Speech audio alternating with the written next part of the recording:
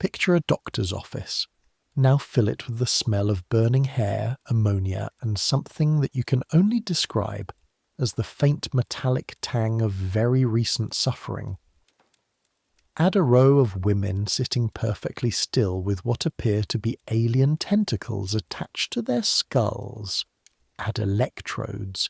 Add rubber aprons. Add a machine that hums at a frequency that makes the fillings in your back teeth ache. That's a beauty parlor in 1934, not a torture chamber, not a laboratory where someone is conducting experiments on human subjects without their consent. A place where women paid good money, money they did not have because it was the Great Depression and nobody had money, to sit in a chair while a stranger attached 36 individual clamps to their hair, connected those clamps to electrical current, and ran enough heat through their skull to permanently alter the molecular structure of their keratin.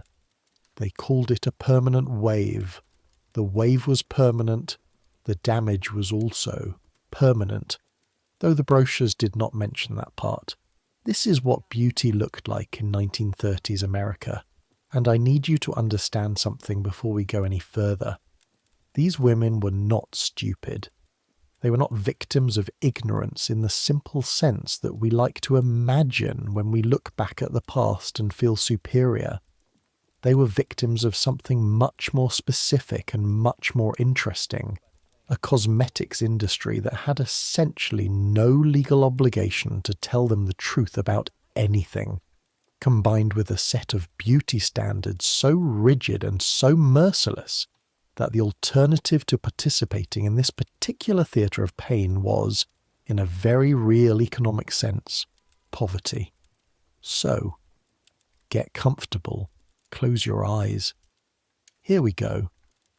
It's 1934 and you've been awake since 5 in the morning. Not because you wanted to be. Not because the excitement of another day of work at Madame Sylvie's beauty parlour on West 57th Street pulled you out of sleep like a hand through warm water. You've been awake since 5 because the radiator in your rooming house on West 49th Street has, for the 3rd consecutive night, decided to express its displeasure at being asked to function by producing a noise that can only be described as a large cat being slowly folded in half. Clang, clang, clang, clang, clang. Then silence for 45 minutes. Then again. You've given up on sleep by 5:45.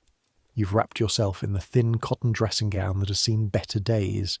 It was once pale pink and is now a colour that could generously be described as exhausted, and you're sitting on the edge of your single bed in a room that's 8 feet by 10 feet, including the wardrobe, and you're looking at the wall. The wall has a crack in it shaped like the state of Florida. You've memorised this crack. Your name is Dorothy Hayes. Everyone calls you Dot. You're 19 years old. And you came to New York from Millbrook, Ohio, 14 months ago with a cardboard, suitcase, $42 in a sock, and the absolute conviction that you were going to be somebody. Back home everyone said New York would make you or break you. They weren't wrong about that. The room is cold in the specific way that only cheap New York rooms are cold in February. Not the honest cold of an Ohio winter, which comes with clean air and the smell of frozen earth, and a kind of blunt straightforwardness that at least you can respect. This is a damp cold, a cold that seeps through the walls and the floor and the single-pane window and settles into your joints like it's making itself at home. The window looks out onto an air shaft.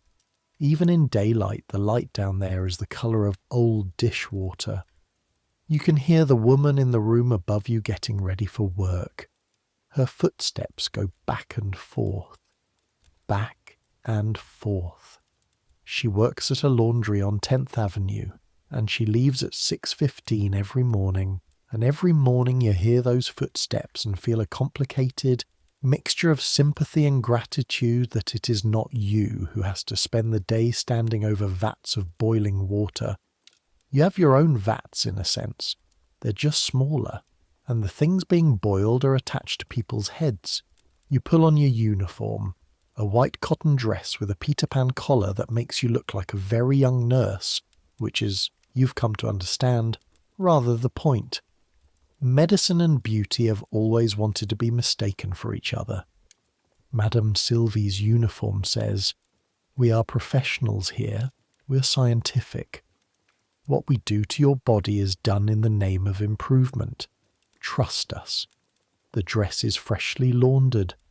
You do your own laundering in the communal sink at the end of the hall on Sunday nights, using a bar of Fell's Naphtha soap that smells like something industrial and stains your fingers yellow if you're not careful. The cotton is stiff from too cold water and not quite enough wringing. It chafes slightly at the collar. You add a white apron, white, canvas shoes, slightly too large that you bought from a woman on your floor who was leaving for a job in Philadelphia.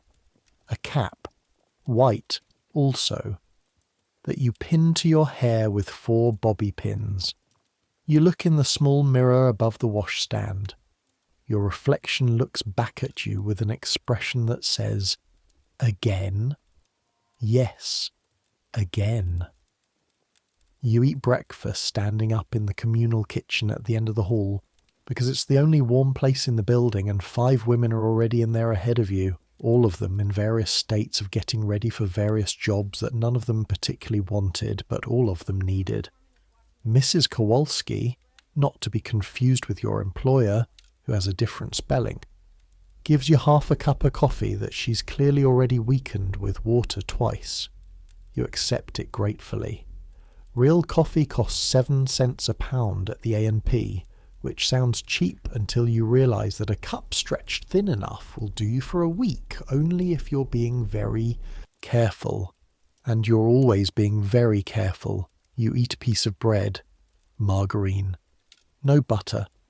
Butter is 28 cents a pound and you're not made of money. The bread tastes like February feels. Outside, it's just getting light. The sky over the buildings across the street is the colour of a bruise fading from purple to yellow. Somewhere below, a cart horse clops across the cobblestones, patient and unhurried, its breath making clouds in the cold air.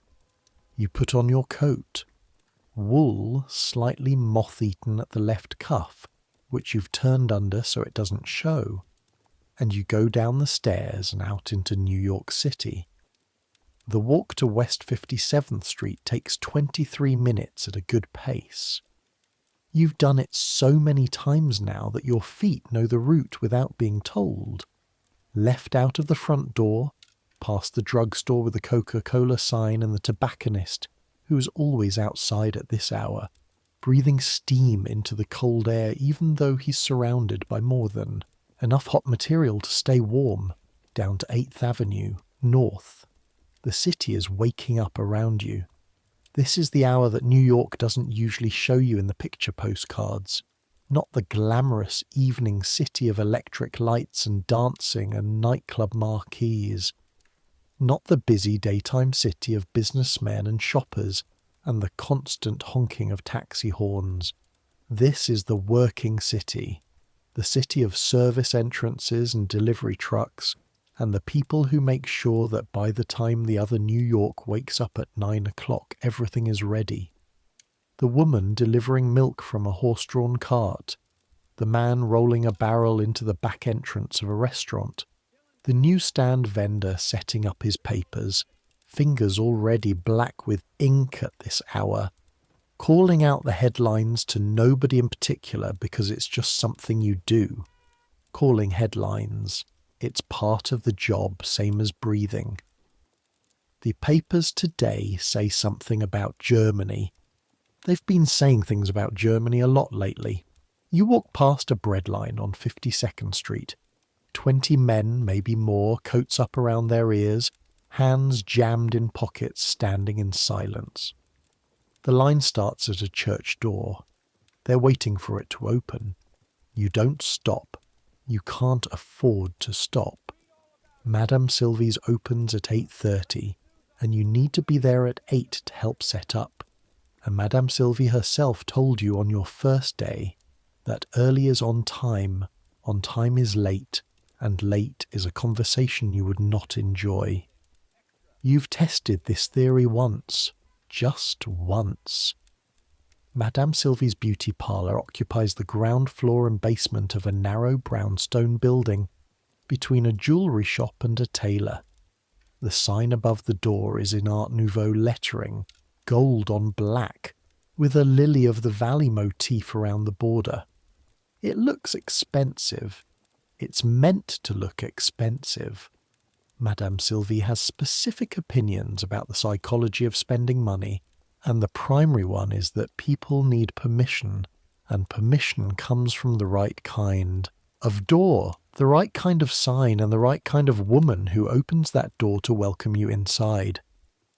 The right kind of woman is you, or rather, any of the 3 girls who work at Madame Sylvie's. You're supposed to look clean, capable, and slightly deferential. Like a nurse, yes, but a nurse who also secretly knows more about your most intimate insecurities than your own mother does. You use your key to let yourself in the side door. The smell hits you first. It always does. You've been working here for 8 months, and you have never entirely gotten used to the smell of Madame Sylvie's at 8 o'clock in the morning. It's not one smell, it's layers. The base note is ammonium thioglycolate, the active ingredient in the permanent wave solution. It smells like the unfortunate meeting of rotten eggs in a chemistry classroom. It gets into everything. Your hair, your clothes, the skin on your forearms. You scrub your hands every night before bed with the special soap, and they still smell faintly chemical until Wednesday or Thursday. The solution is so alkaline it makes your eyes water if you lean too close, and you're always leaning close, because your job requires proximity to things that wish you wouldn't. Over that, there's the smell of the heated, waving irons, warm metal, and something slightly scorched.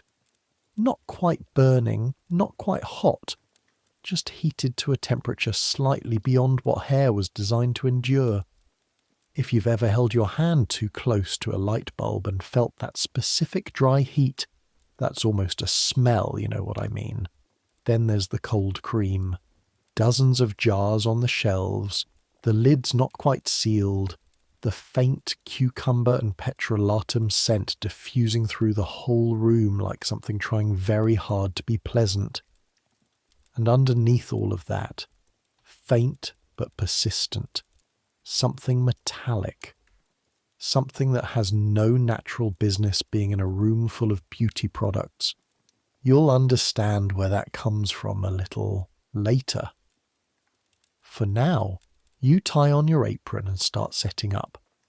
Setting up at Madame Sylvie's takes 45 minutes on a good day and an hour and a quarter on a bad one.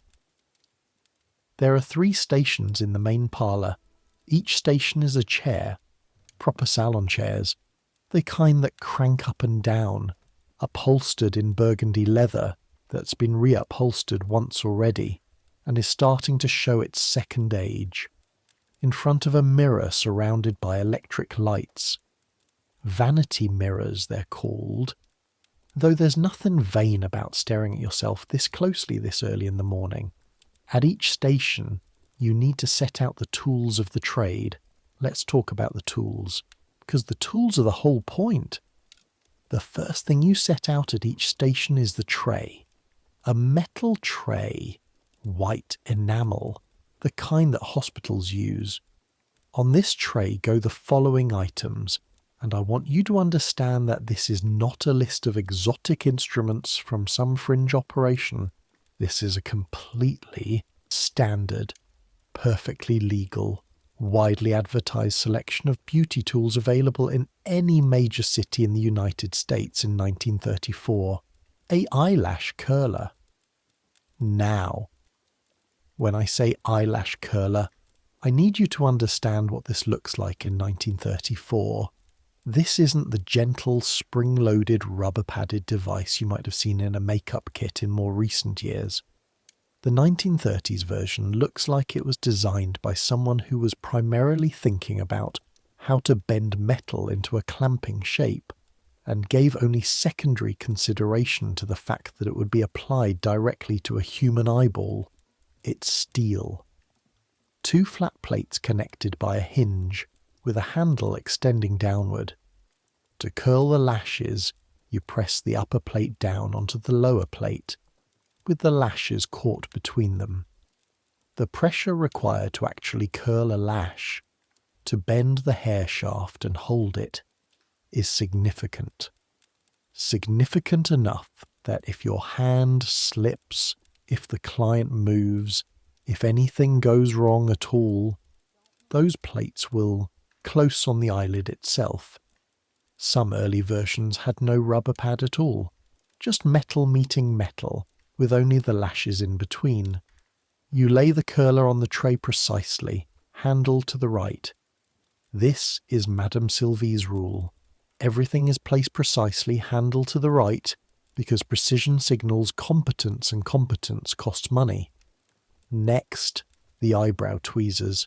Fine-pointed, German-made, with a grip knurled for control. Eyebrow shaping in 1934 is an art form that involves removing approximately 70% of the eyebrow's natural hair and drawing something entirely different back in with a pencil. The current fashion is a thin, high arch. Pencil thin is not a metaphor, it is a measurement. Which means what you are essentially doing with these tweezers is removing most of a woman's eyebrow and leaving only the thinnest possible thread of hair behind. Eyebrows contain more hair follicles per square centimetre than almost any other part of the face. Removing them is not painless. The skin around the eye is thin, it bruises, it swells slightly. Some women's eyes tear up reflexively no matter how many times they've done this, which is inconvenient because the rest of the makeup must then be applied over swollen, damp skin. Nobody complains, or almost nobody. The ones who do complain are reminded gently that beauty requires sacrifice. You set the tweezers down, handle to the right. Next, the depilatory wax. A small tin, cream-coloured, with a spirit lamp underneath to heat it. You check the lamp's fuel. Still good. You'll light it at 820, which gives the wax 15 minutes to reach working temperature, which is approximately as hot as you'd imagine something has to be before you can spread it on someone's skin and then rip it off. Hot wax onto skin, and then ripped off with a length of fabric strip. This is not a new idea. Women have been removing body hair with wax since ancient Egypt. There are actual hieroglyphs of this, if you care to look them up, which I do, because this kind of thing is exactly my territory. The principle doesn't change. The implementation in 1934 involves a spirit lamp and a wooden stick, and the particular skill of spreading the wax quickly enough that it doesn't cool before you've covered the area, and slowly enough that you don't splash it, because hot wax splashed onto skin leaves a burn that isn't catastrophic, but is embarrassing on a client. Next to the wax, a row of small glass bottles, each with a dropper. These are the eye drops. You handle these carefully. Madame Sylvie was very specific about the eye drops during your first week, when she sat you down in the back room and walked you through what she called the procedure protocol, which was a typed list on onion skin paper with her initials at the bottom, like it was a legal document. These are for clients who want enlarged pupils, she said. She used the French pronunciation of certain words, which is interesting considering she grew up on Flatbush Avenue. It's fashionable. The motion picture actresses use them. It makes the eyes appear darker, more luminous. You looked at the bottles. What's in them? belladonna extract. You knew that word, belladonna, deadly nightshade. The name comes from the Italian, belladonna, beautiful woman. In the Renaissance, Italian women dripped this extract into their eyes to dilate their pupils, because dilated pupils were considered attractive, possibly because dilated pupils are what eyes do when they're looking at something they find interesting, and vanity being what it is, nobody wanted to examine that too closely. By 1934, they are still doing this. Belladonna extract works by blocking the nerve signals that control the sphincter muscle of the iris, the muscle that contracts the pupil in response to light. Block those signals and the pupil stays open, stays wide and dark. The side effects include blurred vision, sensitivity to light so intense that going outside on a sunny day after application is genuinely miserable, headache, a dry mouth so severe you can barely swallow, and, at higher doses, confusion, hallucinations, and the kind of elevated heart rate that would concern a doctor. The bottles on the tray contain diluted extract. Not dangerous in single doses, probably. You place them at the back of the tray, dropper tips up. Next, the nose shaper. I need to take a moment here to explain the nose shaper, because the nose shaper is one of those objects that sounds like it should come with an explanation of what year it was from and who made it, and under what circumstances they decided this was a reasonable thing to manufacture. But there's no mystery about its origins. You can buy a nose shaper from any beauty supply catalogue in 1934. They advertise them openly. There are testimonials. The nose shaper is a spring-loaded metal frame, approximately 3 inches long, designed to be worn over the nose.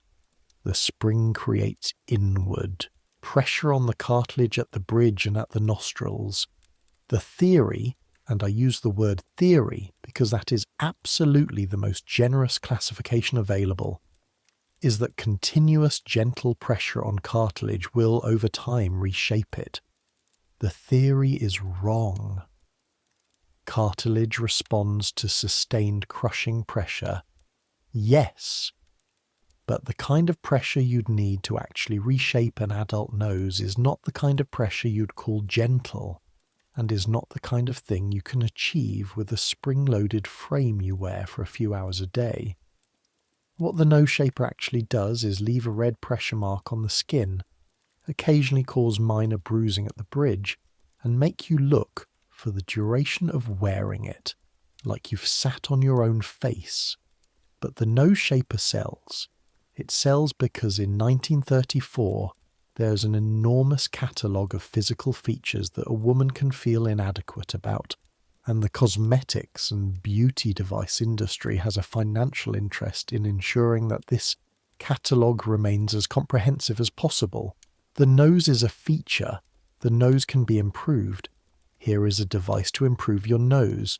It costs $1.25 from the Sears Roebuck catalogue. You don't stock the nose shaper at the station tray. Madame Sylvie sells them from a locked glass cabinet near the reception desk, but you know where they are. You know where everything is. The star of the whole operation, the centerpiece, the thing that takes up the most space and makes the most noise and represents the greatest potential for both profit and catastrophe, is not on the tray at all. It's in the back room, the permanent wave machine. You walk through the parlor into the back workroom. This room is larger than it looks from the front. Low ceiling, a single window that looks out onto the alley behind the building, 4 plumbing stations along one wall where hair can be washed, and in the centre, occupying a space roughly equivalent to a large wardrobe, the Eugene Permanent Wave Machine, or rather machines. There are 2 of them at Madame Sylvie's. The older one, which she's been using since 1929, and which she refuses to replace because it still functions and replacement costs money she doesn't have. and the newer one purchased in 1932 and still making its presence known with a low vibration that you can feel through the soles of your shoes when it's running. Let me describe these machines to you. The machine consists of a central column, metal, painted cream, approximately 4 feet tall, from which radiate a series of electrical cables, the number depending on the model, but in this case 36. Each cable terminates in a small cylindrical clamp, approximately the size and shape of a large sausage, made of a combination of bakelite and metal, with a heating element inside. These clamps attach to the hair. The process goes like this. First, your hair is washed. Then it is sectioned. 40 sections, sometimes more, depending on the thickness. And each section is wound onto a small rod. Then a pad soaked in the permanent wave solution, ammonium thioglycolate, the rotten egg smell from before, mixed with various other chemicals depending on which formula the salon is using this month, is applied to each wound section. Then each section is clamped with one of those heated cylinders. Then the machine is turned on. The machine runs for anywhere from 10 minutes to 45 minutes, depending on the hair type and the formula being used and the practitioner's experience, and to a degree that everyone in the industry tacitly acknowledges but nobody says out loud, luck. During the treatment, the client sits in a chair with 36 or more electrical heating clamps attached to their head, each one connected to the central machine by a cable, the whole arrangement looking remarkably like what you'd expect to see in a science fiction story about something that's about to go badly wrong. The heat from the clamps, combined with the chemical solution, breaks and reforms the bonds in the hair's protein structure. Keratin, the protein that makes up hair, has what are called disulfide bonds. These are chemical links between sulfur atoms in adjacent protein chains. The ammonium thioglycolate breaks these bonds. The rods hold the hair in a curved position. Then a second solution, a neutralizer, is applied, which reforms the bonds in their new configuration. In theory, the hair is now permanently waved. In practice, the outcomes vary considerably. If the solution is too strong, or the heat too high, or the application time too long, the hair breaks, not bends, breaks, snaps off at various points along the shaft, leaving a head of hair that resembles something a small animal has been nesting in. If the electrical connection between any of the clamps and the main current is imperfect, you get uneven results at best, and at worst, you get a spark. Right next to someone's scalp, with permanent wave, solution which is mildly flammable also present. If the solution drips into the eyes during application, and it does drip, it always drips, the formula is applied to rods on top of the head, and gravity is not optional. The client gets chemical burns to the conjunctiva.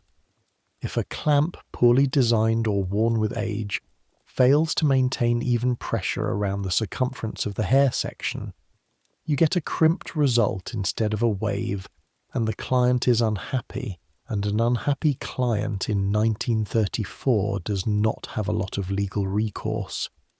But she does have a voice, and New York is a city where voices carry. You check the machine, you check the cables, you check the clamps, squeezing each one in your palm to ensure the heating element is functioning. Your hands know the feel of a dead clamp, a slight hesitation in the warmth, a flatness, versus a live one, which pulses faintly with heat like something alive. You find 3 clamps on the older machine that are running cooler than they should. You set them aside and replace them from the supply drawer. You do this automatically without being told. You started doing it automatically about 2 months into the job, around the time Madame Sylvie stopped watching you do it, and started trusting you to do it correctly. That felt like something. At 8:15, Madame Sylvie herself arrives. Her real name is Sylvia Kowalczyk. She was born in Brooklyn in 1893, the daughter of Polish immigrants who ran a dry goods store on Fulton Street. The Madame is professional branding. The French affectation is professional branding. The slight accent that appears when she's talking to clients and disappears completely when she's talking to you about supply orders is professional branding. None of this is a criticism. Everything about Madame Sylvie is a choice, and she made those choices with great deliberation, and they work. She's a compact woman, 41 years old, with dark hair iron-waved to perfection. She does it herself because she doesn't trust anyone else to do it correctly, and hands that are simultaneously the most professionally maintained and the most work-worn hands you've ever seen. The nails are filed and polished. The skin is smooth to the elbow, and then, above that, where the clients don't see, rough and reddened from years of chemical exposure. She walks through the door at 8:15 on the dot, as she always does, wearing a wool coat that is good quality but not extravagant. Because extravagant is a message, and the message she wants to send is not, "I am wealthy," but rather, "I know what quality looks like, and I demand it in everything." She takes off the coat, hangs it on the rack by the door, looks around the parlour. "Good morning, Dorothy." "Good morning, Madame Sylvie." She walks through the stations, running her eye over each tray. You hold your breath slightly, though you've done this enough times now that you know the setup is right. She picks up the tweezers at the second station, examines the tip. "You wipe these down?" 70% alcohol. "Yes, ma'am." She sets them back, handle to the right. "I found 3 bad clamps on machine number 1 this morning," you say. "I replaced them from the drawer. The old ones are on the side for Mr. Benedetti to look at." Mr. Benedetti is the electrical supply man who comes every other Thursday. Madame Sylvie nods. This is high praise coming from her. "The Harmon appointment is at 9, she says. "Permanent wave. She's been waiting 2 weeks for this appointment. Don't make it the kind of appointment she talks about to her friends for the wrong reasons." "Yes, ma'am. And we have a new client at 11. She came in last week wanting the lash treatment." You look up from what you're doing. "The eyebrow treatment?" "The eyelash and eyebrow tint." "Yes." Madame Sylvie has turned away to straighten something on the shelf, and you can't see her expression. She saw it advertised. She wants it done. You're quiet for a moment. Then, "Are we still offering that?" Madame Sylvie turns around and looks at you with an expression that is very carefully neutral. "The product is on the shelf," she says. "Yes, ma'am." "So we offer it?" "Yes, ma'am." She goes into the back room. You hear the sound of the older machine being checked. The same routine you just did, though she'll do it differently. Catch different things. Trust different things. Because her hands have 14 more years of knowledge in them than yours do. You stand at the first station and look at yourself in the mirror. Your own eyebrows look back at you, dark and unshaped, nothing like the current fashion. You think about the lash treatment. You think about what you read in the papers last year. Let me tell you about lash because this is the thing. This is the thing that the whole morning, the whole perfectly set out tray, the whole white uniform with the Peter Pan collar is building toward. Not inevitably, but possibly. In 1933, 1 year before the morning you're now waking into, a woman went into a salon in Cincinnati. Her name was Hazel Fay Brown. She was a cheerful, healthy woman who wanted darker eyelashes and eyebrows, because the current fashion, driven by the motion pictures, driven by the luminous dark eyes of the women on the movie screens, who were themselves using those belladonna drops to achieve that particular effect, called for dark eyes, strong brows, dramatic lashes. She had the lash lure treatment. Lash lure was coal tar eyelash and eyebrow dye. It was sold in beauty salons across the United States. It was advertised in beauty trade publications. It was, as far as any of the regulations then in force were concerned, perfectly legal. The active dyeing compound in lash lure was paraphenylenediamine, also known as 4-aminoaniline, also known as oxidation black, also known by beauty chemists as PPD. PPD is a potent sensitizer. What that means, in plain language, is that the first exposure might cause a mild reaction, or no reaction at all. The body notes the chemical, files it away. And then the second exposure, or the third, or sometimes the fourth, the immune system, which has been quietly mobilizing since the first encounter, responds with the full force of an allergic attack. The kind of allergic attack that, occurring on and round the delicate thin-skinned tissue of the eye, is not a mild inconvenience. Hazel Faye Brown developed massive allergic ulceration of her eyes. The lids swelled. The conjunctiva, the thin membrane over the white of the eye, became inflamed and then began to ulcerate. The infection spread to the cornea. Hazel Faye Brown went blind. She was not the only one. By the time the FDA began investigating, and this investigation was hampered significantly by the fact that the 1906 Pure Food and Drug Act, the law that was supposed to protect consumers from exactly this kind of thing, explicitly did not cover cosmetics.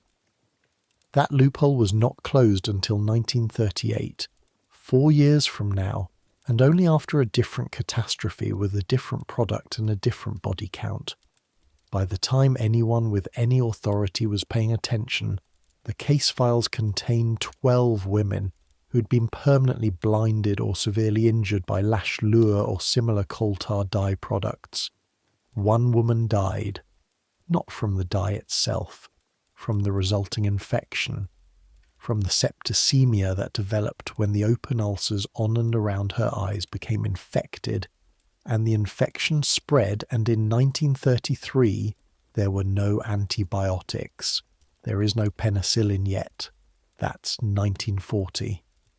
In 1934, if you get a serious infection, what happens to you is what has always happened. You either fight it off or you don't. This woman didn't. And yet, in Madame Sylvie's glass cabinet, next to the nose shapers and the breast development pads and the bottles of genuine radium face cream, there is a package of lash lure eyebrow and eyelash tint, because it is not illegal. Because nothing has changed yet, legally speaking. Because the woman coming in at 11 o'clock today saw it advertised and she wants it done. But before 11 o'clock, there is 9 o'clock, and 9 o'clock is Mrs. Harmon. Mrs. Harmon arrives at 8:55, which is 5 minutes early, which means she is nervous and excited, which is a combination that makes your job simultaneously easier and harder. Easier because she wants to be pleased, wants the treatment to work, is predisposed to happiness. Harder because the predisposition to happiness curdles very quickly into the predisposition to blame someone when things aren't perfect. She's a small woman, maybe 45, with the kind of hair that stylists call resistant. Thick, heavy, with a natural wave that the permanent solution has to work twice as hard to reconfigure. Her natural colour is dark brown, threaded with grey, which she's been covering with a rinse that gives it a slightly reddish cast, like mahogany left in the sun.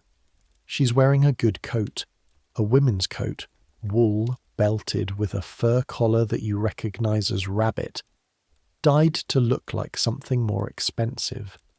She's wearing a good coat for a salon appointment, which tells you something about what this appointment means to her. Dorothy, she says when you come out front to greet her. She knows your name. She'd been coming here for 2 years. Oh, I've been so looking forward to this. The cold has you can see. She gestures at her hair, which is in fairness not in its best moment.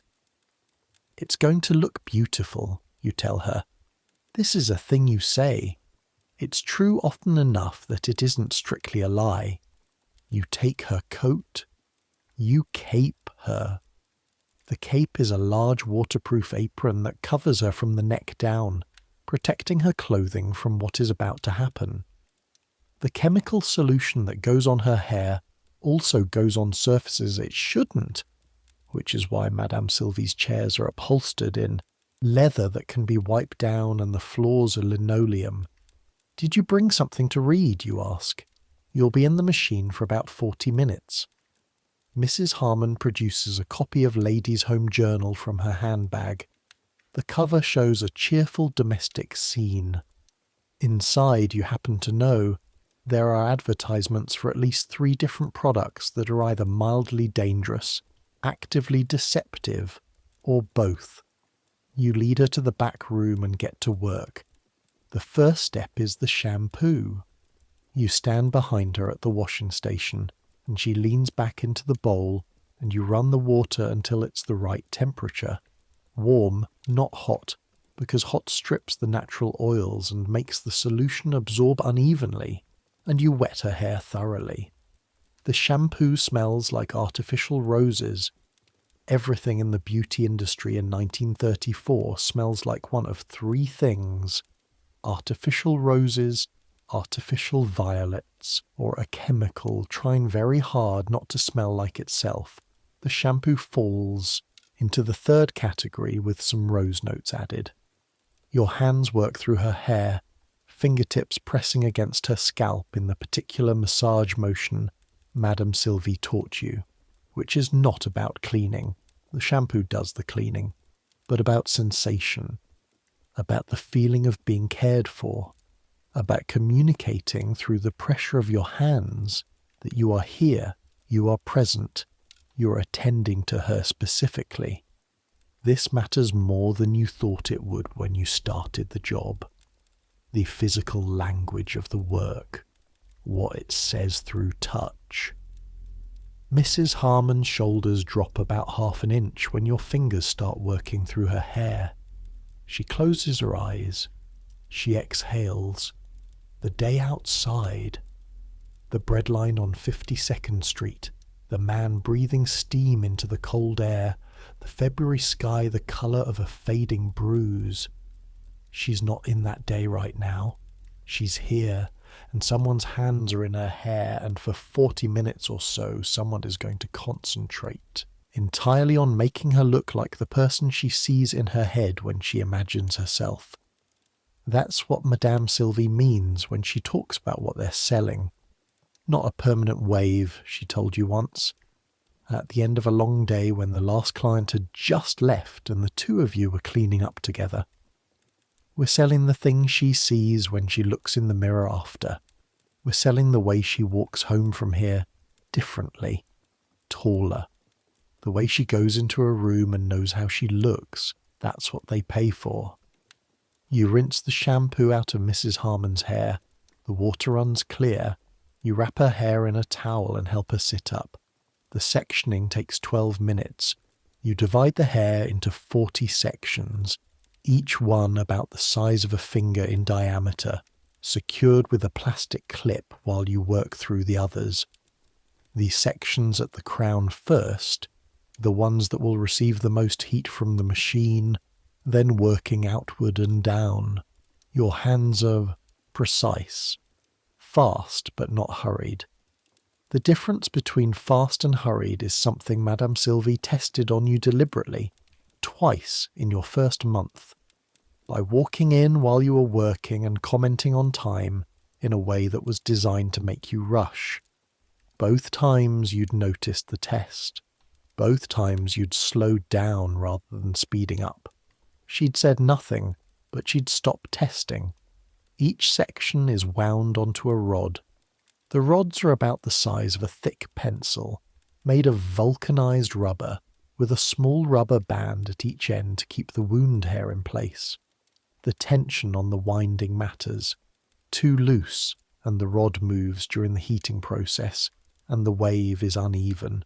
Too tight, and you're putting mechanical stress on hair that's about to receive chemical and thermal stress simultaneously, and that is how you end up with breakage. You wind each rod at the same tension. Every time. Your fingers know the right tension the way your feet know the right number of steps to 57th Street. You've done it often enough that the knowledge has moved out of your conscious mind and into your hands. Cold? Mrs. Harmon asks, because the permanent wave solution, when you begin applying it, is cooler than the rinse water. Just for a moment, you tell her. It'll warm up when the machine starts. You apply the solution with a small brush, working it through each wound section, making sure it penetrates to the core of the rod without running down onto the scalp. The solution on the scalp will cause mild chemical burns, not serious ones but uncomfortable ones, and clients remember uncomfortable. The smell intensifies as you apply it. The rotten egg sulfur note of the ammonium thioglycolate hitting your nose with every application. Your eyes water slightly. You blink it away. You attach the clamps. This is the most intimate part of the process, and also the part that looks most alarming to anyone who doesn't know what they're looking at. Each clamp, those sausage-shaped bakelite and metal cylinders, clips onto a wound rod and locks in place with a small lever mechanism. You work from the crown outward, attaching each one and following the cable back to ensure there are no kinks or tangles that would create tension on the winding during the treatment. When you're done, Mrs. Harmon has 38 clamps attached to her head, each connected by its cable to the machine, which stands about 2 feet behind her chair and hums with a low electrical frequency. She looks like a woman wearing an elaborate crown made of bakelite tentacles. She looks like a creature from a Jules Verne novel. She looks like something that has escaped from a laboratory. She looks, if you're honest, slightly terrifying. She's flipping through Ladies' Home Journal. I always say to my husband, she says, turning a page, that the magazines know everything, don't they? This one's got a recipe for a lamb stew that I want to try, but I know Frank won't touch it. He's not a lamb man. He never has been. I'm going to start the machine now, Mrs. Harmon, you say. Oh, go right ahead. You turn the dial. The machine hums louder. You can feel the vibration through the floor. One by one, the clamps warm. You press the back of your hand, 3 or 4 of them, checking the temperature, the same way a mother checks a forehead for fever. Too cool. Not enough heat to activate the solution properly. Too hot. Scalp burns, hair damage, liability. The temperature is right. You set the timer. 40 minutes. You pick up a copy of the Modern Beauty Shop Journal from the counter. You're reading material, not a client's, and sit on the stool near the wall where you can watch the machine and Mrs. Harmon and the timer simultaneously. Mrs. Harmon reads about lamb stew and Frank's preferences and the activities of people in magazines. The machine hums. The clamps heat. The chemical solution does what chemical solutions do to hair protein bonds when given sufficient heat and time. You read an article about the proper technique for applying a Marcel wave with a heated iron. The room smells like rotten eggs and roses and science. 40 minutes later, you remove the clamps, then the rods. Then you apply the neutralizer. Another solution, this one slightly sweet-smelling, almost medicinal, which reforms the broken protein bonds in their new curved configuration. Another 15 minutes with the neutralizer, then rinsing, then the blotting with towels, then finally the careful uncurling, not combing not yet that would break the wave before it sets, but a gentle separation of each curl with your fingers, a coaxing of the hair into the shape it's now supposed to want to be. You're working at the mirror station in the front now. The lights are on around the mirror. Mrs. Harmon is sitting up straight, watching her reflection with an expression of barely contained anticipation. You work your fingers through the last section of curls and step back. The hair falls in a soft wave, not the severe regimented finger waves of the early 1930s. The fashion has softened since then, less geometric, more natural. This is a gentle S-curve from crown to shoulder, full without being frizzy, shaped without looking architectural. Mrs. Harmon's hands come up from under the cape.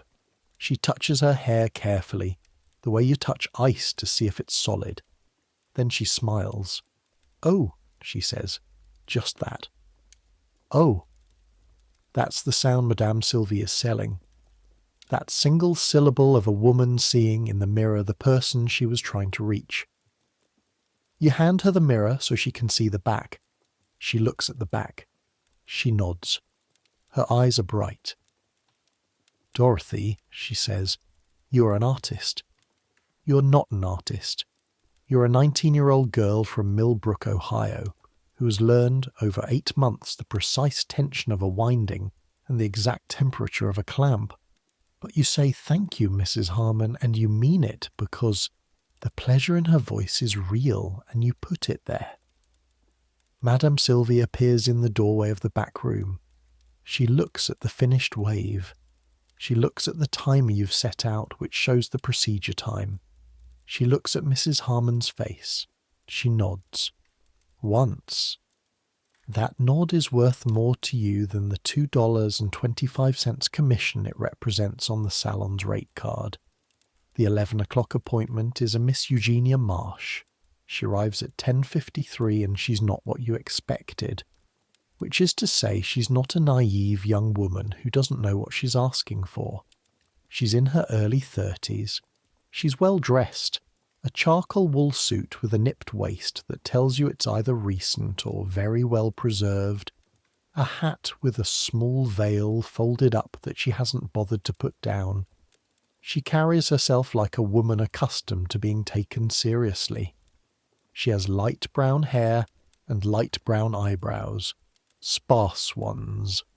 The kind the current fashion, which demands a dramatic, dark, strong brow to anchor the face, looks at with a kind of disapproval. She wants the lash lure treatment. Madame Sylvie takes this one herself. You notice this immediately. Madame Sylvie doesn't take the lash lure appointments anymore. She's let you do 2 of them, both without incident. Both with happy clients who left with darker brows and lashes and no consequences, except a slightly chemical smell for the first 2 hours. But today she takes this one. You stay in the room. Ostensibly, you're organising the supply shelf. In practice, you're watching Madame Sylvie work because watching Madame Sylvie work is always worth your time. "You've had a patch test?" Madame Sylvie asks Miss Marsh. A pause. "The what?"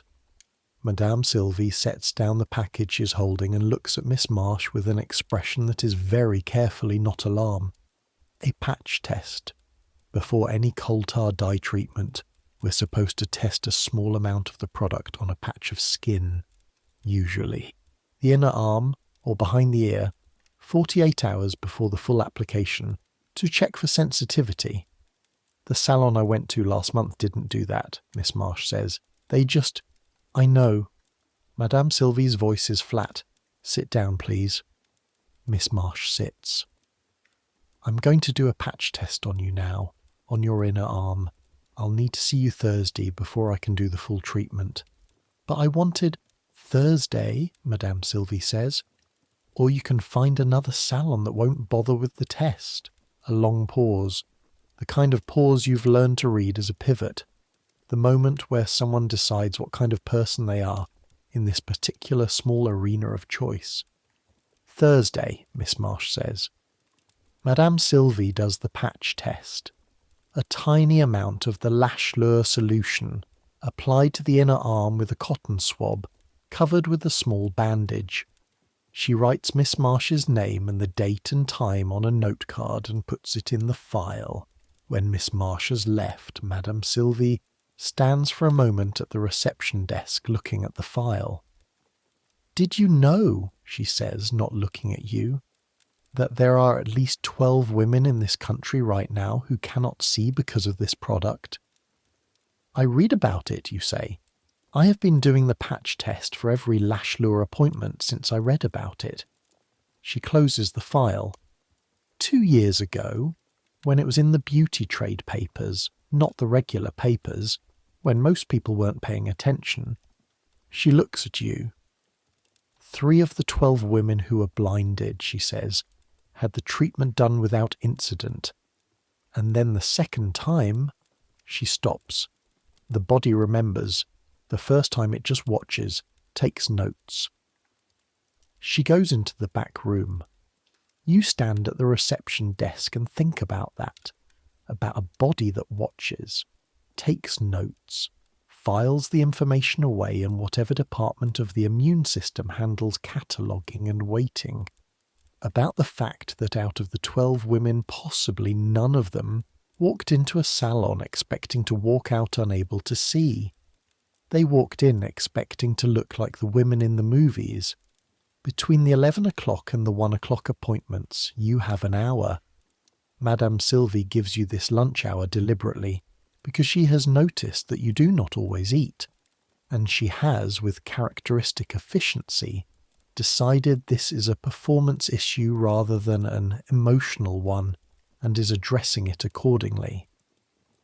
A person who hasn't eaten by 2 o'clock makes mistakes, she told you once. Mistakes in this business leave marks on clients. Go eat. You go to a lunch counter on 6th Avenue. It's a narrow place.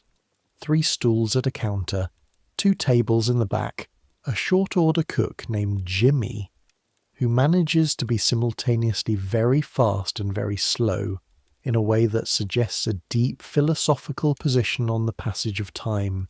You have the soup, 10 cents, which is more than bread and margarine but less than you'd like. The soup is vegetable, thick with potato and celery, not bad. Warm in a way that goes down through your chest and settles in your stomach like a good opinion about the afternoon. You take out the folded piece of paper you've been carrying in your apron pocket since this morning and look at it. It's a cutting from Variety, not the showbiz section, the other one, the advertisement section. Someone left a copy in the waiting area a week ago and you salvaged it before it got thrown out. The advertisement is for the Wilmer School of Beauty Culture, a correspondence course. You can learn the art and science of beauty culture, it says, at home, in your spare time, and receive a certificate that qualifies you to operate your own establishment or manage a department in a larger one. Cost $32. $32 is 7 weeks of wages, after expenses. 7 weeks. You've been looking at this advertisement for 7 days, doing the arithmetic, putting the paper away, taking it out again. You have $11.40 in a tin box under the floorboard in your room. The same floorboard under which you keep your important papers. The letter from Mrs. Ellison, back in Millbrook, who vouched for your character when you applied at Madame Sylvie's. The train ticket stub from your arrival, which you keep because you're not sure why. A photograph of your parents in their Sunday clothes. $32. 21 more dollars. At current rates of saving. Roughly 11 weeks. Assuming nothing unexpected happens. Nothing unexpected has a long history of happening. You put the paper away, eat the last of the soup. Ask Jimmy for a glass of water, because you can't justify the coffee today, not after the bus fare this morning on account of the cold. Outside, through the window, the city goes about its business. A woman in a grey coat walks past with a child on each hand. A man in a delivery uniform is trying to manoeuvre a dolly loaded with boxes through a door that is 3 inches, too narrow. A dog of uncertain lineage is investigating something optimistic in the gutter. The depression is 4 years old now. You've never known New York without it. You arrived after it had already settled in, after it had become not an event but a condition. The way a cold becomes a season. People aren't shocked by it anymore. They're tired. The bread lines don't disappear. They get longer or shorter depending on the week, depending on whatever federal program is currently active, depending on the weather. The men standing in those lines aren't embarrassed anymore. Or rather, the embarrassment has compressed into something smaller and harder, packed down into a look in the eyes that you recognize but don't acknowledge, because acknowledging it in public would be a violence. You leave a penny tip for Jimmy. It's what you can manage. The 1 o'clock appointment is a manicure, and Mrs. DeVries, regular client, always the same thing. Hands soaked, cuticles pushed back and trimmed, nails filed to a gentle oval, 1 coat of base, 2 coats of colour, 1 coat of top. The colour today is Cutex's Passion Red. A deep crimson that photographs beautifully and in person, looks like something that has just made a significant decision. Mrs. DeVries is a talker. She talks about her daughter in Scarsdale and her son-in-law who she does not trust, and the dinner party she's hosting Saturday for which she is now, thanks to the manicure, properly equipped. You do her hands and you listen, not passively. Actively listen, the way Madame Sylvie is active at everything. You file toward the listener. You respond at the right places. You hold the hand you're working on with the right amount of firmness, enough to keep it still, not so much that it feels restrained. Your other hand is free, and it moves across the small tray of tools with the efficiency of something that doesn't need to be watched. Cuticle pusher, nail file, buffer, orange stick. Each tool has a weight. Specific resistance to the hand. The file is very slightly rough against your thumb, not the client's nail, your thumb, which runs along the back of the file to control the stroke. You've worn a small callus there, just below the first joint. Madame Sylvie has the same callus. It's the calloused fingerprint of a particular profession. The cuticle pusher, a flat-headed metal stick about the size of a pencil, presses against the cuticle with a specific controlled pressure. Not too hard. The cuticle is living tissue. It has blood supply. Push too hard and you raise a small bruise under the skin, which will be visible by evening and embarrassing for the client and by extension for the salon. You know exactly how much pressure is too much. It's knowledge you acquired not through instruction, but through the body's own calibration, the incremental daily experience of doing the same thing hundreds of times until the hands stop asking the brain for guidance. The Cutex Passion Red is applied in 3 strokes per nail, center, left side, right side. Each stroke is started at the cuticle line and pulled toward the tip, keeping the brush flat and even pressure throughout. Missed spots, puddling at the edge, uneven coverage at the tip, all visible. All the mark of a hand not yet trained. Your strokes don't puddle. You have such lovely hands, Mrs. DeVries says.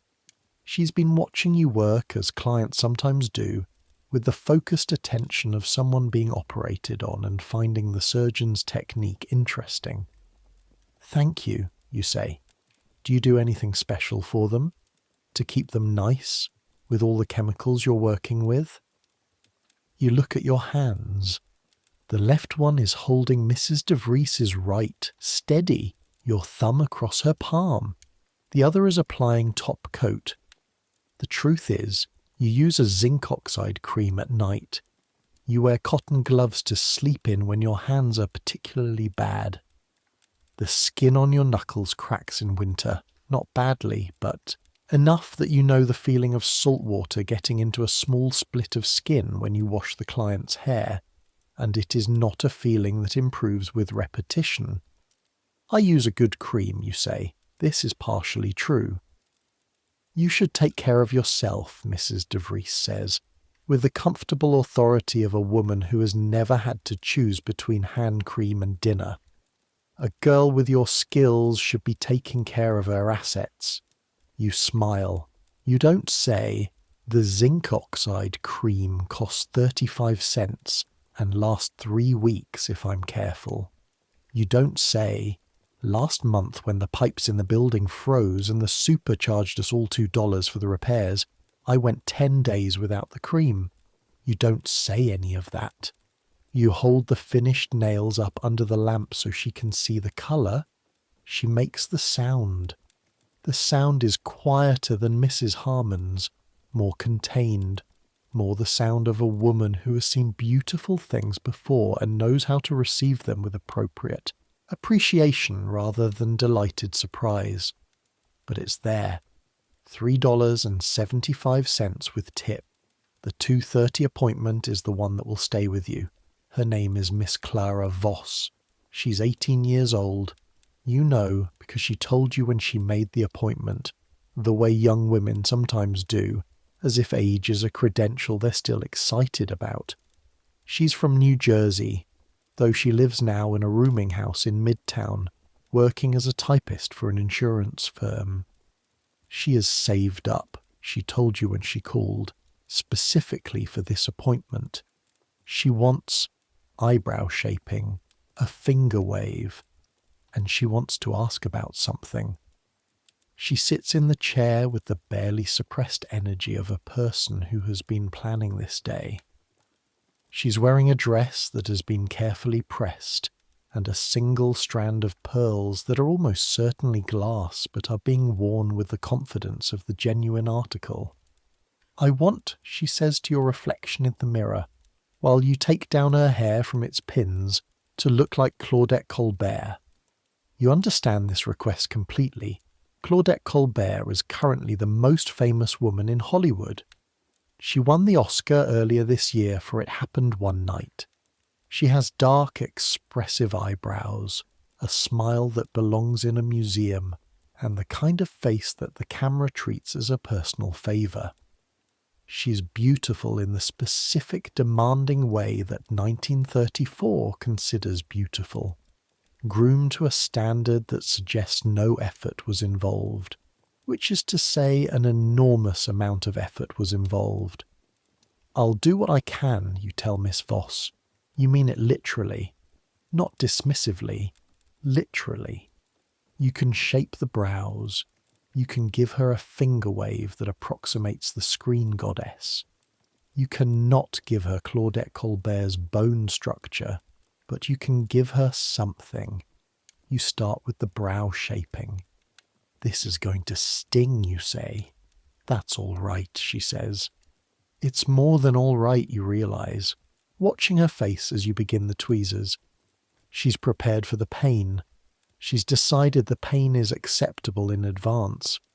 There's a particular kind of courage in that, which is also, from a different angle, something that makes you sad. The tweezers move along the brow line with the precision of a draftsman. You're removing hair in a specific sequence. Outer first, to establish the end point of the brow, then working inward, then adjusting at the arch. Each extraction is a small, sharp point of pressure, a tiny star of pain, and Miss Voss absorbs each one with a slight tightening of the jaw that she does not allow to reach her expression. She's looking straight at her reflection. watching her face change. 10 minutes. The brows are shaped. Thin at the outer corner, slight arch at the peak, fuller toward the centre noseward, following the current fashion. She looks different. She looks, you have to be honest, not unlike several other women who've been in this chair this week. The individualism of the individual face is being systematically replaced by the uniformity of the current ideal. Miss Voss's face, which had its own character, which had brows that suited it in a slightly untidy way, like a word that hasn't quite been edited, is now organised into the approved template. She loves it. And the other thing, she says, she asks about the dimple maker. The dimple maker? Let me tell you about the dimple maker. The dimple maker is a device that was patented in 1936. In your present of 1934, it's technically a prototype, though you've seen them in the back pages of beauty catalogues and in at least 2 advertisements in women's magazines. The concept is simple, which does not mean it's good. Dimples are genetically determined. They're caused by a variation in the structure of the zygomaticus major muscle, a muscle that attaches the corner of the mouth to the cheekbone and controls the pulling back of the lips in a smile. People with dimples have a bifurcated zygomaticus major, which means when they smile, a small patch of skin over the split is not pulled uniformly with the rest, and it creates a divot. The dimple maker's theory is that you can create a similar indentation through mechanical pressure. The device looks something like a double-pointed screw mounted on a small spring-loaded frame, designed to press into the cheek at 2 points simultaneously while the wearer goes about their day. The pressure creates a temporary indentation, a temporary dimple. If you use it long enough, the theory goes, the indentation becomes permanent as the skin is trained over time to recede at those points. The theory is, to put it mildly, not supported by any evidence of a kind that would survive contact with a biology textbook. What you actually get from wearing a double-pointed metal device pressed into your cheeks for several hours a day, pressure sores. A purple circle the size and shape of the device tip, skin that has been traumatized to the point where it's taken on the slightly waxy appearance of skin trying to heal itself, and no dimples. You explain this to Miss Voss as gently as you can. Do you think it works? She asks. I think, you say carefully, that some features are very beautiful precisely because they're natural. She looks at her reflection for a moment. Claudette Colbert has dimples, she says. She does. Did she use a device? I genuinely have no idea. This is true. You don't know how Claudette Colbert's dimples came to exist. They were probably, given the biology, simply there from birth. But the cosmetics industry in 1934 has a sophisticated understanding of how to create the impression that its products are what stand between the ordinary woman and the extraordinary actress. And this understanding is advanced enough to make Miss Voss sit in a chair and ask you whether she could mechanically indent her own face. Don't use the device, you say. She looks slightly disappointed. But the wave, you say, is going to look wonderful on you. Your hair has exactly the right texture for a deep finger wave. This is true, and saying it, you mean it. Her hair, thick, slightly coarse, with a natural tendency toward the wave that the setting solution will enhance rather than create, is genuinely good candidate hair for the style she's asked for. She smiles. The brows you've given her, thin and arched, reorganize her face around the smile in a way that is undeniably striking. You set to work on the wave. The setting solution goes on cold and smells of alcohol and lavender water. You comb it through the hair from root to tip, then begin working the wave between your fingers. The finger wave is named exactly for what it is. 2 fingers, usually the index and middle finger of the left hand, are used as guides, one above the wave crest, one below, holding the S-curve in place while the right hand, using a fine-tooth metal comb, pushes the wave up from below and locks it into position. The comb is cold, the teeth are fine and precise, and when you press it against the scalp at the beginning of a new section, you feel the cold metal against your fingers through her hair. The specific contact between tools and person, that is the physical texture of this work. You move through the sections quickly. Crest, trough, crest, trough. The wave's S-pattern building from the left side of the part down around toward the nape. Your left hand knows exactly how far apart the 2 crests should be. 1.5 inches is the current fashion, which you have internalized through repetition into something physical rather than mathematical. Miss Voss is quiet now. The agitation of wanting to look like Claudette Colbert has settled into the specific stillness of someone sitting in a skilled person's hands, surrendering to competence. The room is quiet except for the comb's soft scraping and the faint sound of traffic outside, and occasionally from the back room, Madame Sylvie on the telephone taking an appointment in her professional voice. You work a pin curl at the nape, then another. You pin the hair into the curves you've created, securing each wave with a series of clips that hold it in place while it dries under the bonnet dryer. The bonnet dryer is a gentler creature than the permanent wave machine. A padded helmet on a flexible arm, attached to a warming unit that circulates warm air through the bonnet at a controlled temperature. You position it over Miss Voss's head and turn it on, and the faint white noise of warm air fills the booth. About 20 minutes, you tell her. Can I get you something to read? She's already producing a copy of Photoplay from her handbag. Of course she is. You leave her to Photoplay and the warm air and 20 minutes of quiet. While you wait, you go to the back room and start the afternoon's cleaning. The rods from Mrs. Harmon's permanent wave soaked in disinfectant solution.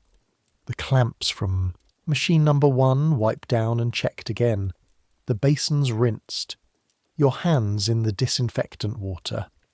The solution is cold and sharp, slightly medicinal, and it cuts through the built-up chemical residue on the metal rods with a faint fizzing sound. You scrub each rod individually with a small brush, the kind that dentists use to clean in between teeth. Not because that's the protocol, but because Madame Sylvie started using them 3 years ago and found they worked better than anything else. And the knowledge passed from her to the previous assistant and from the previous assistant to you. The brush bristles are slightly stiff against your palm. The water makes your hands red at the knuckles.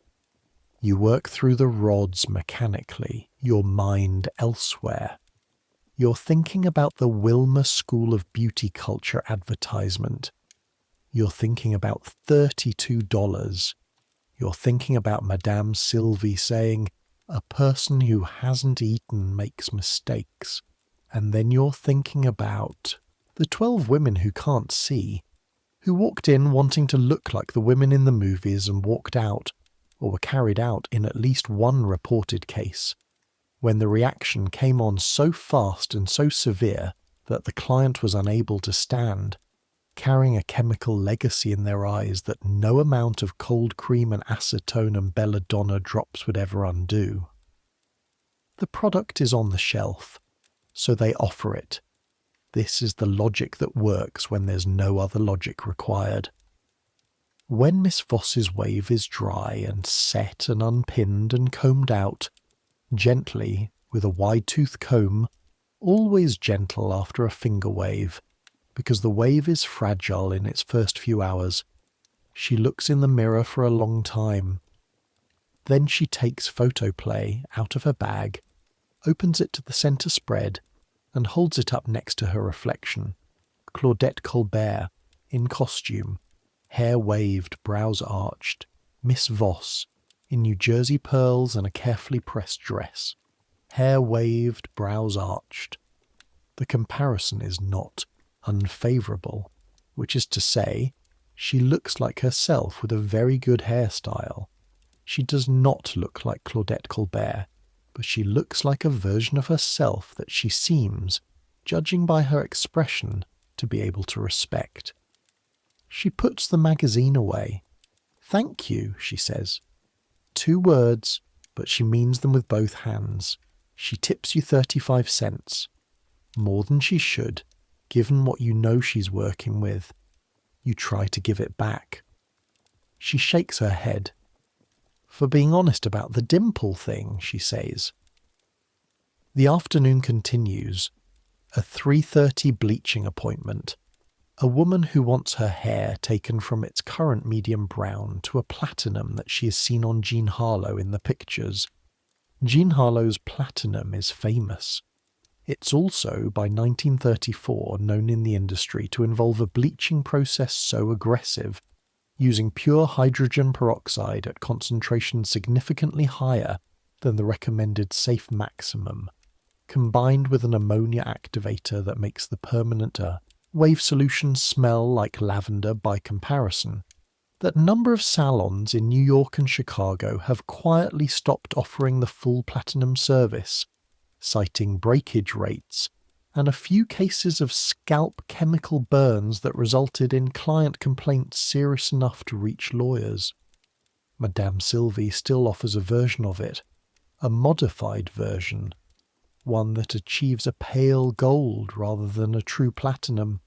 She handles this appointment herself and explains to the client, with the patient authority of someone who has given this speech many times, that there is a scale from brown to platinum, and that the safest point on that scale for hair that has not been chemically treated before is here, and that if the client wants to go further, they can.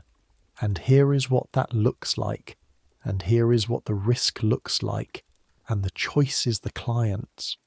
The client chooses the pale gold. She will come back in 3 weeks wanting to go lighter. This is predictable. The movement toward platinum is one of the most persistent dynamics in the salon. The way gravity is a dynamic. Once started, it tends to continue, and the check on it is the condition of the hair, which gets weaker with each treatment. At some point the hair says, no more. The hair always wins, eventually. At 5 o'clock, between the bleaching appointment and the 5:30, Madame Sylvie calls you into the back room. You sit across the supply table from each other. She has a cup of tea. She takes tea at 5 every day, the same brand made the same way, with 2 minutes of steeping and no sugar, because sugar is a habit and habits cost money. She has a second cup in front of her. She pushes it toward you. You're surprised enough that you just look at it for a moment. "Sit down, Dorothy."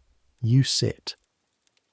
The tea is black and hot and not quite enough. You hold the cup in both hands, and the warmth works its way through your palms and up your wrists in a way that is disproportionately comforting. "You've been here 8 months, Madame Sylvie says. "Yes, ma'am. You're good at this." You don't say thank you immediately because you've learned that Madame Sylvie doesn't offer things to be nice. She offers them to establish a foundation for something else. "Nell Kaczmarek is leaving in March," Madame Sylvie says. Nell is the other senior assistant, the one who handles the chemical services you're not yet licensed for. "She's getting married, moving to Connecticut." She looks at her cup. "If I were to invest the time in training you for the full service scope, the permanent wave procedures, the bleaching certification, the advanced colouring work, it would take approximately 6 months. You would need to sit the New York State Board examination." You set your cup down. "I can't pay you for the training period," she says. "I can continue your current wage. But the training itself, the time, the materials, that would be my investment." And after the examination? After the examination, I can offer you Nell's rate, a pause, which is $4 more per week than you're making now. $4 a week, not a fortune. But $4 a week is the difference between the zinc oxide cream and the bread and margarine existing as separate items in the budget rather than competing with each other. $4 a week is the difference between the tin box under the floorboard growing slowly and not growing at all. The condition, Madame Sylvie says, is that I need to know you're staying. I've had assistants before who I trained up and lost to other salons or to their own ventures inside a year. I'm not interested in doing that again. I'm not planning on going anywhere, you say. Not planning and not going are different things. A pause. I understand the distinction, you say. I'm not going anywhere. She looks at you for a long moment. Madame Sylvie has the habit of looking at people as if she is reading something written in a language she is proficient in but not entirely fluent in, and needs a moment to be sure of the translation. All right, she says. She picks up her tea. The subject appears to be closed. The 5:30 appointment, she says, is a Mrs. Park. She wants a shampoo and set, and she's very particular about temperature. Not too hot, warm only. I remember Mrs. Park, you say. Good. She goes back to her tea. The conversation is over, but something has shifted. Some arrangement has been arrived at, some transaction completed. Not in money, not yet, but in the more complicated currency of an experienced person deciding that a less experienced person is worth the investment. You drink your tea. By 7 o'clock the last appointment has been seen out.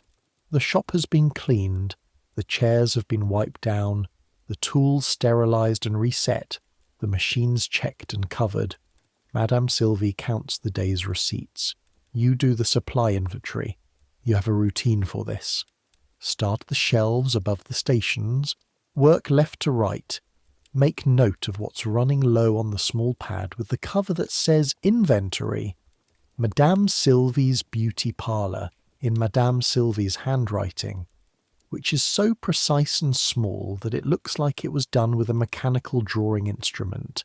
The cold cream, the setting lotion, the permanent wave solution, which you measure in ounces because it's the most expensive item on the shelf, and Madame Sylvie doesn't like surprises when it's time to reorder. The box of lash lure. You handle it last. It's a small cardboard box with a cream and black label. The instructions are printed in small type on the back. Recommended procedure. Safety precautions. Patch test. 1 sentence. In regular weight type. Not bolded or called out in any way. 1 sentence. You put the box back on the shelf. You write its stock count on the inventory pad. You close the pad. Outside, the city has gone from its daytime costume to its evening one. The light is different, the cold is deeper. Not more severe, just more settled, as if darkness gives the cold permission to occupy the air more thoroughly. Your breath makes ghosts in front of your face as you walk south on 6th Avenue. The shops along the avenue are lit from within. The haberdashery, the photographer's studio with its window full of other people's formal portraits, all of them in their best clothes and their best expressions, preserved at the specific moment they chose to be documented. The radio repair shop with the hand-lettered sign that says, "We fix what the other place couldn't." You stop at the drugstore on 51st to buy a bar of Ivory soap. 23 cents. The young man behind the counter, he can't be more than 16. He's got a spot on his chin that he's tried to cover with something pale and powdery. Wraps it in a square of paper and gives you your change without looking at you. You put the soap in your coat pocket and keep walking. This is your city now. That's still strange to say even after 14 months. Not all of it. Not the parts in the distance, not the Bronx, not the outer reaches of Brooklyn, Not the neighbourhoods whose names you've heard but not visited, but this grid, these streets, the walk from 57th to 49th, the familiar rhythm of the blocks, the landmarks you know without looking at, the building with the green awning on 54th, where a musician comes out sometimes to smoke at the stage door, carrying his trumpet case. The spot on 52nd where the coffee vendor positions his cart on cold mornings and whose coffee is too expensive but whose location is strategic. The building with the cracked facade on 50th that has been cracked since you arrived and presumably before and will presumably be cracked indefinitely, because that is the nature of facades in New York. The bread line on 52nd is gone now. The men who were standing there this morning went wherever people go after they receive whatever the line was dispensing. There's just the sidewalk slightly scuffed where feet waited. You walk past a newspaper stand. The early edition of the evening paper, headline about Europe. Always Europe lately. A woman walks past you carrying a small dog, and the expression of someone for whom the small dog represents a significant investment in both finance and emotion. The dog looks back at you over her shoulder with the incurious benevolence of a creature that has never had to wonder about $32 correspondence courses or zinc oxide cream. You turn onto 49th Street. The rooming house is a narrow brownstone, 4 floors, the ground floor owned and occupied by the landlady, Mrs. Garagty, who is Irish by way of Queens, 60-something, impassive, not unkind, and very clear on the rules.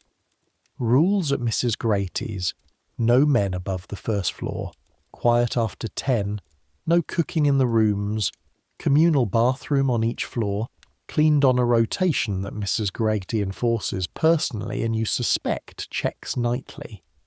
Rent due on the first and not on the second. You pay your rent on the first. You have always paid your rent on the first. The hall smells of someone's dinner. The woman from the second floor, Mrs. Przybylski, who cooks on the communal range in the evenings and whose food smells better than anything you eat, a fact you have made peace with. The radiator at the end of the hall is currently in its quiet phase, which means either it has given up for the night or is gathering itself for another round of metallic protest. You go up the stairs to your room, you unlock the door, you take off your coat and hang it on the hook behind the door. The room is cold, the window is dark, the air shaft beyond it now just a rectangle of blacker darkness. The crack in the wall shaped like Florida is still there. You sit on the bed and take off your shoes. White canvas, slightly scuffed on the left toe where you caught the edge of a supply shelf this afternoon. You set them under the bed with the mechanical precision of someone who has learned to treat their few possessions with extreme care, because replacement is an event, not a routine. Your feet ache. Not dramatically, just the steady low ache of feet that have been on their feet for 11 hours on a hardwood floor, a linoleum floor, a cobblestone sidewalk, your arches, the balls of your feet, the right heel which developed a spot of tenderness about 2 months ago that has not entirely resolved. You press your thumb into the arch of your left foot. The pressure is almost as good as relief. You wash at the communal bathroom down the hall. Cold water. The hot takes 20 minutes to come through, and you've learned to time your hot water use to Sundays when the competing demand is lower. Tonight is Tuesday and you don't have 20 minutes. The cold water hits your face like a second opinion. Startling. Clarifying. You look at your reflection in the bathroom mirror, different from the mirrors at work, which are designed to be flattering, with soft, warm light from all angles. This mirror is plain glass above a plain white porcelain sink, lit by a single overhead bulb that is roughly as neutral as a photograph. You look like what you are, 19, tired, with the faint chemical residue scent on your hair that the shampoo doesn't entirely remove and that you've stopped noticing except in the specific context of standing over a sink with your face close to the water. Your eyebrows are unplucked. You have your own eyebrows, thick and imperfect, not in the current fashion. Today you shaped a dozen eyebrows into the approved template. You look at yours in the mirror. You don't touch them. You dry your face on the rough communal towel. Yours is the blue one. Mrs. Prybilski's is the grey. Mrs. Kowalski's is the white. And go back to your room. The Wilmer School of Beauty Culture advertisement is on the small table next to the bed. You must have taken it out of your pocket when you came in and put it there without thinking. The small unconscious motions of the mind working something out. You pick it up. $32. You pull the tin box from under the loose floorboard. The box is a tea tin, actually, Tetley's, which you emptied and repurposed within a week of arriving, because the floorboard seemed like an important discovery, and the box seemed like the right tool for what you had in mind. Inside, the $11.40, folded bills and a small collection of coins. You've stopped counting it every night, the way you did in the first few months when every dollar felt provisional. Now you count it, when the number feels like it might have changed, when something happened in the week that you want to account for. Tonight you count it. 11.40, same as always. Nothing changed. $20.60 more to go. You put the money back in the tin. You put the tin back in the floor. You sit for a moment on the edge of the bed with the Wilmer School advertisement still in your hand.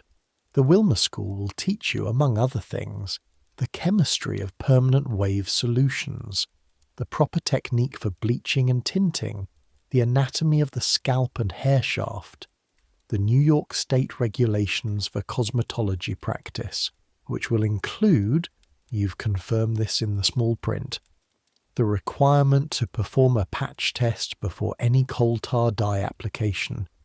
It will not teach you everything Madame Sylvie is offering to teach you, but it will give you the certificate, the credential, the thing that says to a future employer or a future loan officer or a future landlord, she completed something, she saw it through. You put the advertisement in the drawer of the small table, under the writing paper and the pencil and the pocket dictionary. You turn off the lamp. The darkness in the room is specific, not the absolute darkness of a place with no light nearby. City darkness, which is not really darkness at all, but a kind of permanent urban twilight. Even at 2 in the morning, the light from windows from marquees 4 blocks away, from the street lamps that the maintenance crews haven't gotten to this week.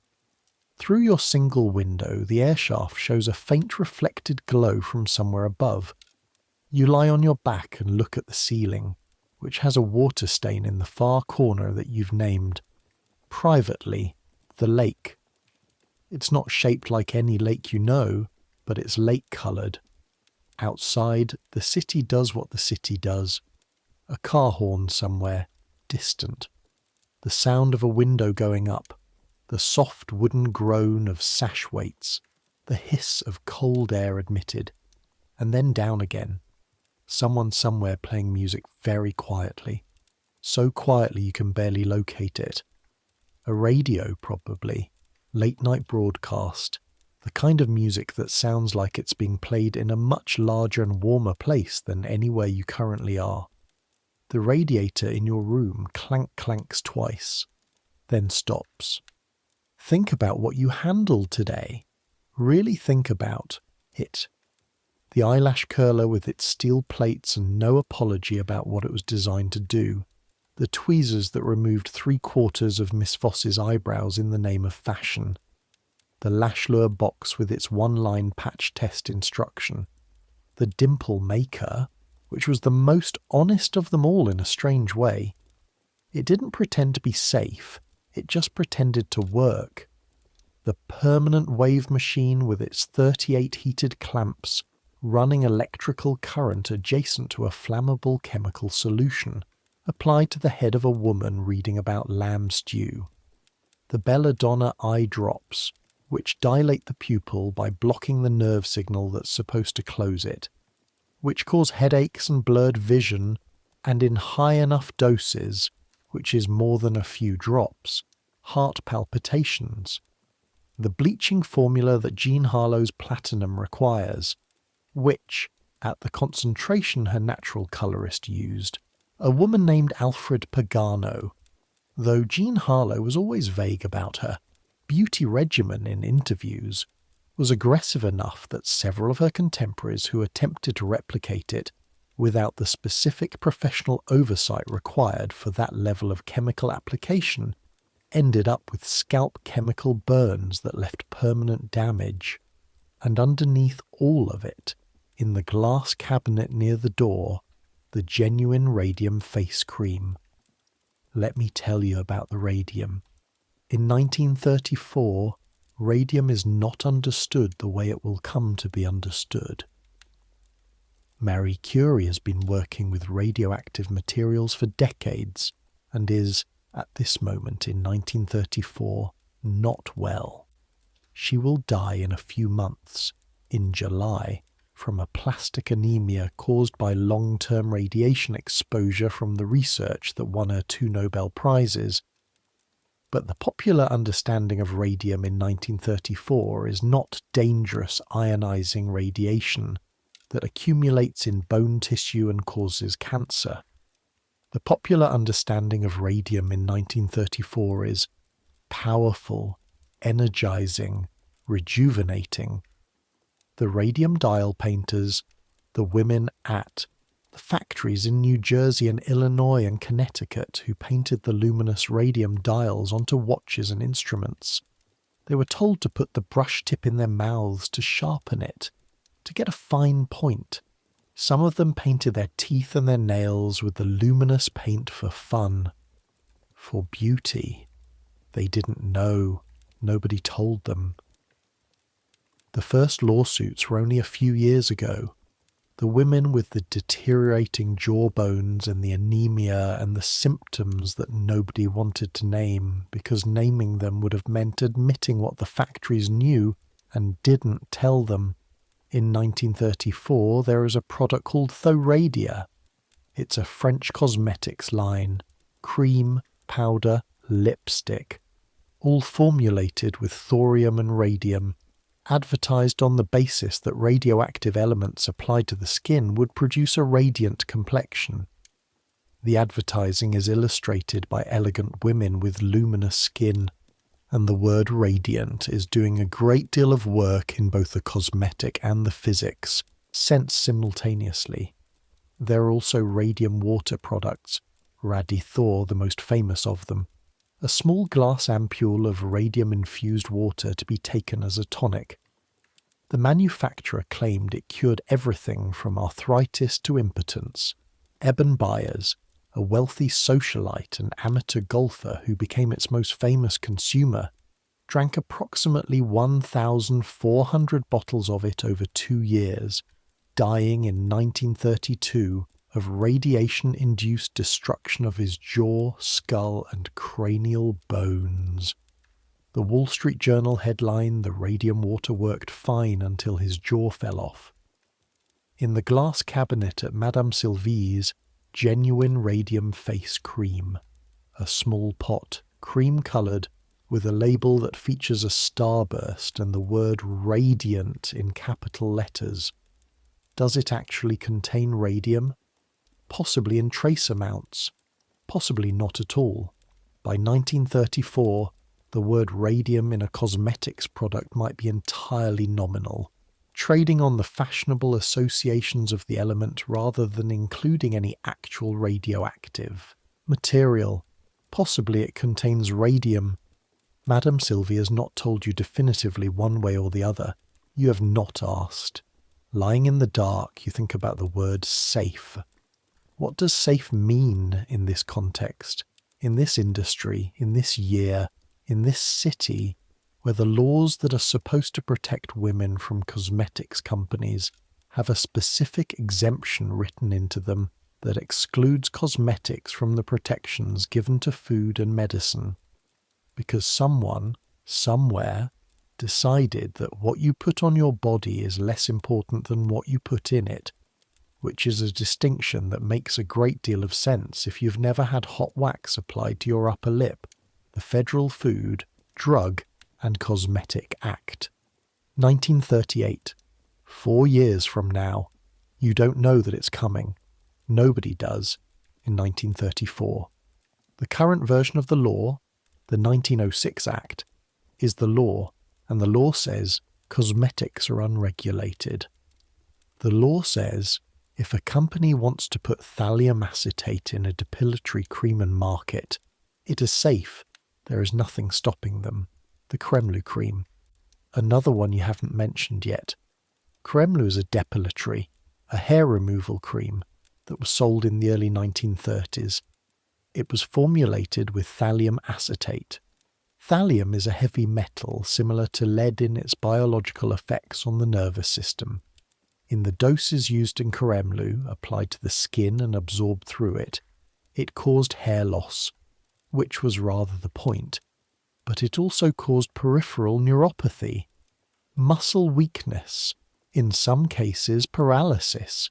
Women who used it regularly developed tremors, dropped things, found that their hands would not quite do what they asked them to do.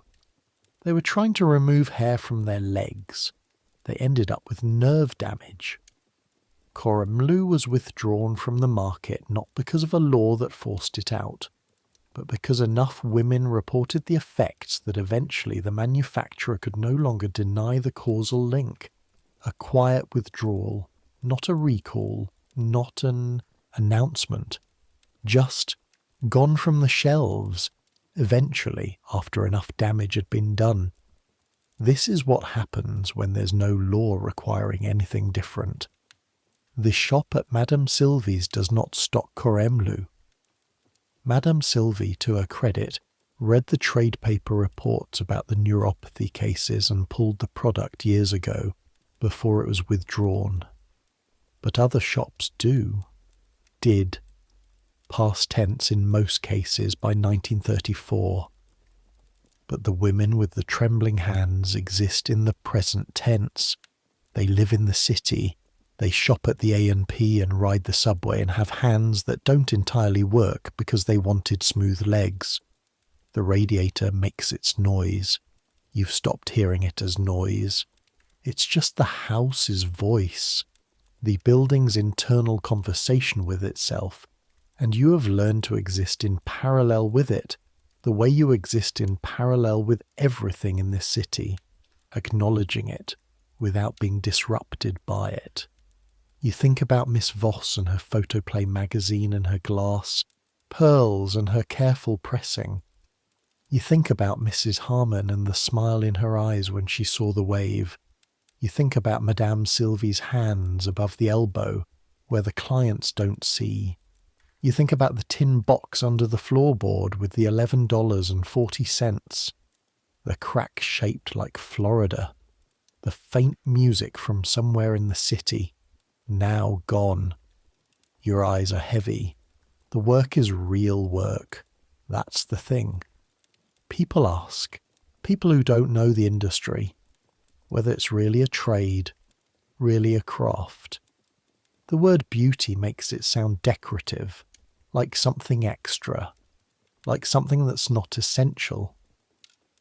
But today you were standing behind Mrs. Harmon for 12 minutes winding 40 rods, and the tension of each winding was a calculation being made in your hands faster than your brain could articulate it. And the calculation was right, and the wave was right, and the wave made her taller when she walked out the door. That's real. And the diploma on the wall of the Wilmer School of Beauty Culture is real. And Madame Sylvie's offer is real.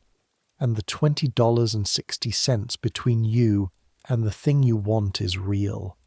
It's just that real things take time. Outside, the city goes on doing its thing, the night shift.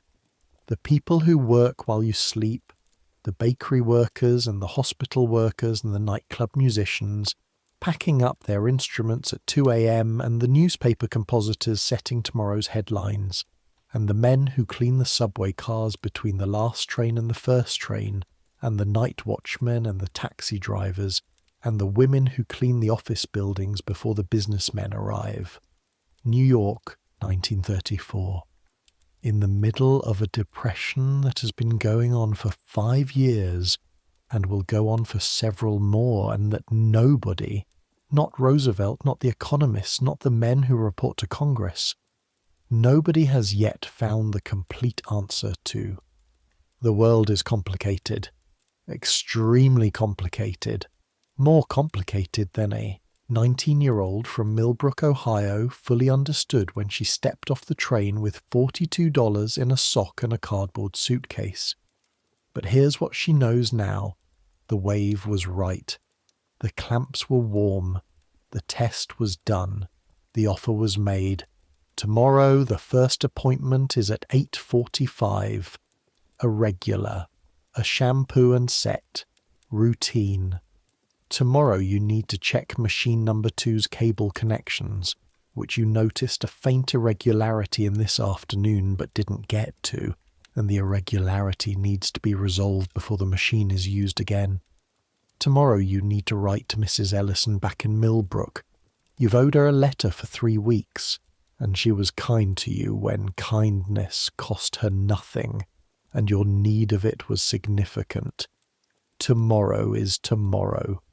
Right now there is just the cold room and the city's nighttime sounds, and the particular quality of darkness that comes just before your eyes stop requiring anything from it and your mind stops offering itself up.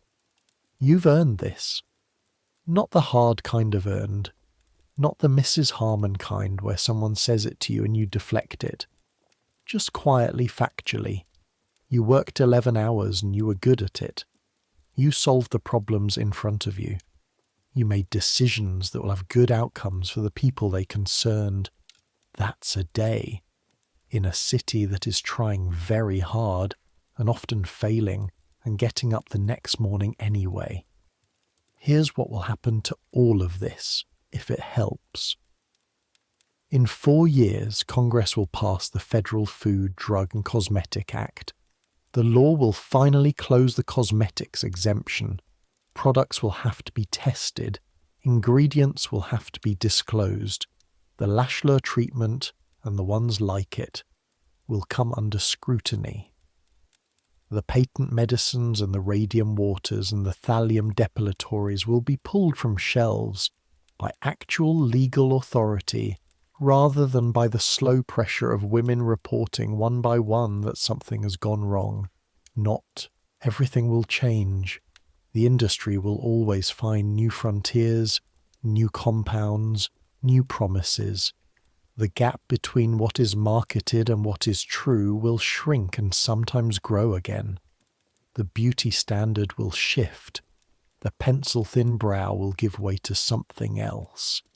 And that will give way to something else again, and the something else will always require a product that didn't exist before, but the law will be there.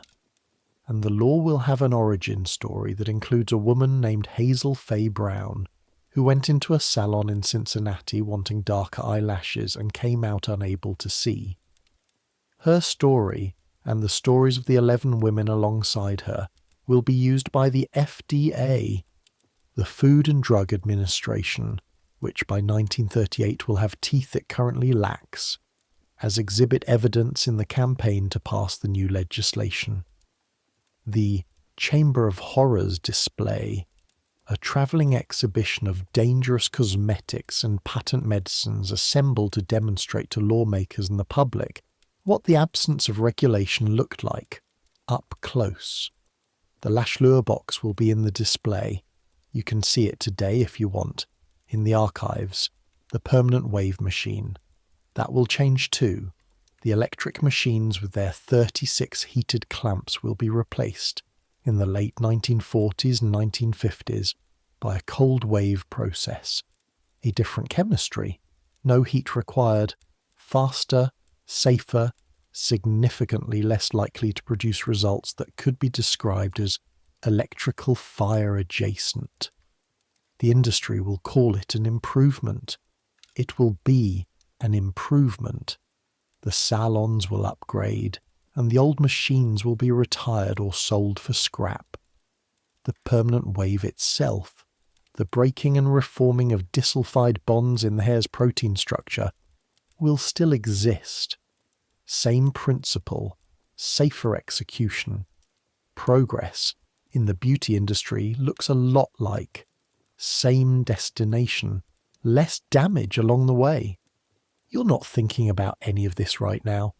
Right now you're thinking about the sound the lost client made when she saw herself in the mirror, and whether Mrs. Garagti was right when she mentioned at dinner on Sunday that the pipes in the building might need attention before spring, and the specific quality of ache in your right heel, and whether it's worth seeing someone about, or whether it's the kind of thing that resolves itself given time and less cobblestone. These are the thoughts of a person at the end of a working day. Small thoughts, practical thoughts, not large or philosophical.